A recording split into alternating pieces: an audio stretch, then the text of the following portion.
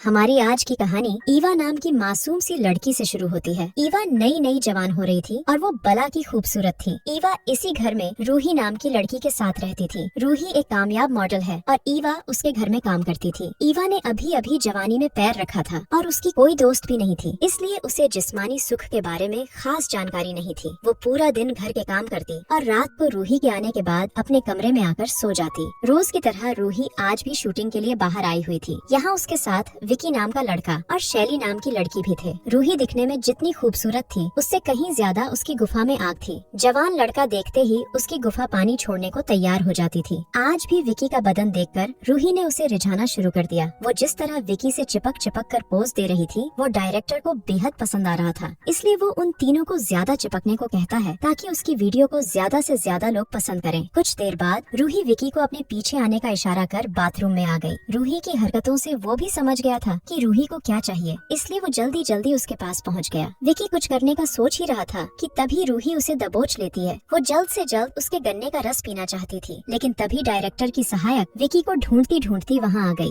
रूही के पूछने पर वो बताती है कि मैं विकी को ढूंढ रही हूँ, क्या तुमने उसे कहीं देखा है? रूही कहती है कि मैंने किसी को नहीं देखा और इतना कहकर वो उसके साथ ही चली जाती है। सहायक के आने से विकी को बहुत बुरा लगता है क्योंकि उसने उसका मजा खराब कर दिया था। कुछ देर बाद वो तीनों फिर से अपने काम पर लग गए और सबको रूही का काम बहुत अच्छा लगता है। इधर रूही अपने काम में बिजी थी और उधर ईवा घर की साफ सफाई कर रही थी। वो जब रूही के कमरे में आती है तो उसे रूही के कुछ खास खिलौने मिलते हैं। ईवा नहीं जानती थी कि ये किस काम के हैं, इसलिए वो थोड़ी देर उनके साथ खेलकर वापस अपने काम पर लग जाती है। जल्दी ही रात हो गई। ईवा घर के काम कर अपना मोबाइल देख रही थी। इसी बीच रूही भी वापस आ गई और वो अपने साथ विकी को भी लेकर आई थी। ईवा रूही से खाने के बारे में पूछती है, जिस पर रूही बताती है कि हम खाना खाकर आए हैं और अब तुम भी खाना खाकर सो जाओ। इतना कहकर वो विकी के साथ अपने कमरे की तरफ जाने लगी। ईवा समझ गई थी कि अब वो दोनों क्या करेंगे। रूही और विकी कमरे में आते ही धमाके करने लगे थे और उनकी आवाजें बाहर तक सुनाई दे रही थी। ईवा कमरे के बाहर कान लगाकर रूही की चीखें सुनने लगी और चीखें सुनकर वो भी गर्म हो गई। अब उसका भी दिल बंदूक के मजे लेने को करने लगा। अंदर विकी रूही को दबाकर मजे दे रहा था और बाहर रूही का हाथ अपने आप उसकी गुफा की तरफ जाने लगा था। अगली सुबह ईवा नाश्ता लगा रही थी और तभी विकी भी नीचे आ गया। ईवा उसे नाश्ता करने को कहती है, जबकि विकी उसका धन्यवाद कर उसे घर का दरवाजा खोलने को कहता है। ईवा जब दरवाजा खोल रही थी तो विकी उससे कहने लगा कि तुम बेहद खूबसूरत हो, तुम्हें देखकर कोई नहीं कह सकता कि तुम एक नौकरानी हो। अपनी तारीफ सुनकर ईवा शर्माने लगी। विकी के पूछने पर वो बताती है कि मेरे पिता की मौत हो गई है, इसलिए घर चलाने के लिए मुझे पढ़ाई छोड़कर ये काम करना पड़ रहा है। विकी की बातों से साफ साफ पता लग रहा था कि उसे ईवा अच्छी लगने लगी है, लेकिन वो बिना कुछ बोले ही वहाँ से चला जाता है। उसके जाते ही ईवा की नजर अपने सामने वाले घर पर पड़ती है, जिसका नौकर अपने मालिक की गाड़ी धो रहा था। इस लड़के का नाम लियो था। ये दोनों मन ही मन एक दूसरे को पसंद करते थे, इसलिए एक दूसरे को देखते ही इनके मन में लड्डू फूटने लगते हैं। दोनों का नैन मटक्का अभी शुरू हुआ ही था कि तभी लियो का मालिक उसे आशिकी करते देख गुस्सा हो गया और वो लियो को खरी खोटी सुनाने लगा। लियो को डांट पड़ते देख ईवा को बुरा तो लगता है, लेकिन वो कुछ कर नहीं सकती थी। इसी बीच रूही ईवा को आवाज लगाती है। ईवा जल्दी जल्दी उसके कमरे में आती है। रूही ने कपड़े नहीं पहने थे, इसलिए ईवा नजरें घुमाकर उससे बात करती है। रूही विकी के बारे में जानना चाहती थी, जिस पर ईवा उसे बताती है कि वो तो सुबह ही चला गया था। ये सुनकर रूही नहाने चली जाती है। रूही जब नहा रही थी तो ईवा छुपकर उसे देखने लगी। असल में ईवा जानना चाहती थी कि जवान शरीर कैसा दिखता है और कैसे एक गुफा में धमाके किए जाते हैं, इसलिए वो छुपकर रूही को देखती रहती थी। रात को लियो ईवा से मिलने आता है। लियो कहता है कि मेरा मालिक हमेशा मुझे डांटता रहता है। जब उसने रूही के बारे में पूछा तो ईवा बताती है कि रूही बहुत अच्छी है। इसी बीच वो ईवा को बताता है कि मैं जानता हूँ कि रूही रोज किसी के साथ अपना पानी निकालती है। उसकी आवाजें पूरे मोहल्ले में सुनाई देती हैं, जिन्हें सुनकर मेरा भी धमाके करने को मन करने लगता है। आज रात भी रूही किसी के साथ मजे कर रही थी और ये दोनों उनकी आवाजें सुन रहे थे। दोनों अभी बातें कर ही रहे थे कि तभी लियो का मालिक उसे पुकारता है, इसलिए उसे जाना पड़ता है। दूसरे दिन सुबह रूही तैयार होकर शूट पर जाने लगती है। वो ईवा को बताती है, आज रात मुझे आने में देर हो जाएगी, इसलिए तुम मेरा इंतजार मत करना। इतना कहकर वो चली गई और तभी गली में सब्जी वाली आती है। आस पास के सभी लोग इसी से सब्जी लेते थे, इसलिए उसकी आवाज सुनकर बाकी नौकर भी बाहर आ गए। ईवा सब्जी में खीरा और बैंगन लेती है, जिसे देखकर वो दोनों ईवा के साथ हंसी मजाक करने लगी। वो दोनों उसे इन सब्जियों का सही काम बताने लगती है, जिसे सुनकर ईवा शर्मा जाती है। वो उसे बताती है कि पहली बार पानी निकालने पर कितना सुकून मिलता है। ईवा को उनकी बातें सुनकर मजा आ रहा था। सब्जी लेने के बाद वो घर की साफ सफाई करने लगी। रूही के कमरे से उसे पहले कुछ पैकेट मिलते हैं और फिर उसके हाथ 3-4 सुरक्षा कवच लगते हैं जो भरे पड़े थे। ईवा जल्दी जल्दी सारा कचरा उठाकर कूड़ेदान में फेंक देती है।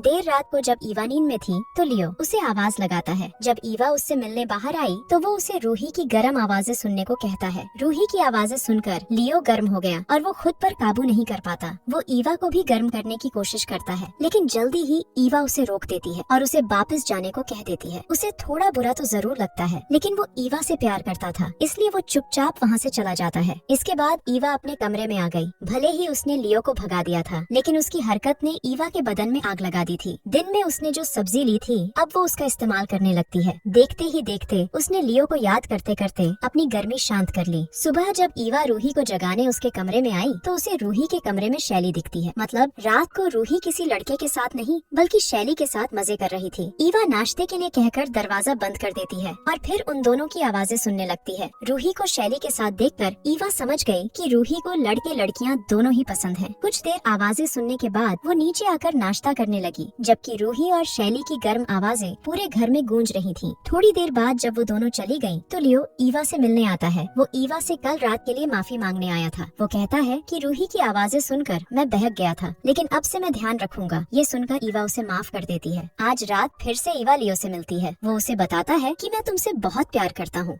ये सुनकर ईवा भी कह देती है कि मुझे भी तुम बहुत अच्छे लगते हो। दोनों अभी बातें कर ही रहे थे कि तभी ईवा को रूही के आने की आहट सुनाई देती है, इसलिए वो लियो को जाने के लिए कहने लगी। वो अभी जा ही रहा था कि तभी रूही उसे देख लेती है, लेकिन वो ईवा को इसका जरा भी एहसास नहीं होने देती। अगली सुबह रूही नाश्ता करने नीचे आई हुई थी। वो ईवा को बताती है कि आज भी उसे आने में देरी हो जाएगी, लेकिन इस दौरान वो जिस तरह ईवा को देख रही थी उसे देखकर साफ पता लग रहा था कि वो ईवा के बारे में क्या सोच रही है। रूही देर से आने वाली थी, इसलिए ईवा ने लियो को बुला लिया था। दोनों पहली बार इतने करीब थे और देखते ही देखते ये दोनों वही करने लगे जिसका लियो को कब से इंतजार था। ईवा तो रोज अपनी गुफा में धमाकों के सपने देखती थी, लेकिन आज जब सच में उसकी गुफा में धमाके हुए तो उसे उतना मजा नहीं आया जितना उसने सोचा था। अगले दिन ईवा सफाई कर रही थी। वो लियो की मेहनत से खुश नहीं थी, इसलिए वो कुछ सोचकर रूही के कमरे में आ गई। यहाँ आकर वो अपने आप को रूही और उसके दोस्तों के साथ सोचने लगी। उनके बारे में सोचकर वो बेहद गर्म हो गई, इसलिए वो रूही के बाथरूम में ही नहाने लगी। इसी दौरान रूही भी घर में आ गई और जब वो अपने कमरे में आई तो उसे बाथरूम में ईवा दिखती है। ईवा का भीगा बदन देखकर वो कुछ नहीं बोलती, बल्कि उसे पहनने के लिए कुछ कपड़े देती है। ईवा को कपड़े बेहद अच्छे लगे और वो खुद को आईने में देखने लगी। तभी रूही पीछे से आकर उसे प्यार से छूने लगती है। ईवा को उसका एहसास बेहद अच्छा लगा था, इसलिए वो उसे रोकती नहीं। उसे रूही के साथ बहुत मजा आया था, इसलिए वो लियो के पास जाकर उसे रात को मिलने को कहती है। रात होते ही वो उसके पास आ गया था। ईवा जल्दी जल्दी उसे अपनी गुफा में धमाके करने को कहती है, क्योंकि रूही ने उसका दिमाग खराब कर दिया था। ये दोनों अंदर लगे हुए थे, जबकि रूही दरवाजे पर कान लगाकर इनकी आवाजें सुन रही थी, जैसे ईवा उसकी सुनती थी। अगले दिन रूही ईवा को अपने पास बुलाकर कहती है कि मैं तुम्हारे चक्कर के बारे में सब जानती हूँ और मैं ये भी जानती हूँ कि साला तुम्हारा प्रेमी तुम्हें खुश नहीं कर पाया। वो चाहती थी